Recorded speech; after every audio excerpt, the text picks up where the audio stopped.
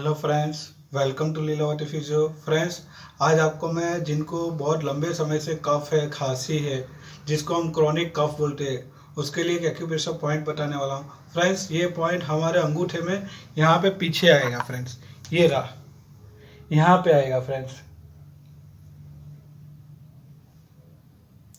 ये नेल है ना हमारा, उसके कॉर्नर में आएगा, यहाँ पे।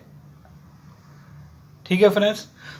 इस पॉइंट को आपको एक बार में 10 से 15 बार दबाना है। ऐसे आप दिन में 2-3 बार कर सकते हो।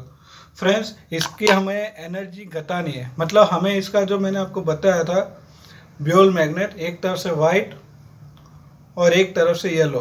फ्रेंड्स, इसका हमें वाइट पार्ट स्किन को टच करे वैसे रखना है, ऐसे। ठीक है फ्रेंड्स, इसका वाइट पार्ट स्किन को टच हो गया और इसका येलो पार्ट हमें दिखाई देगा। Thank you friends.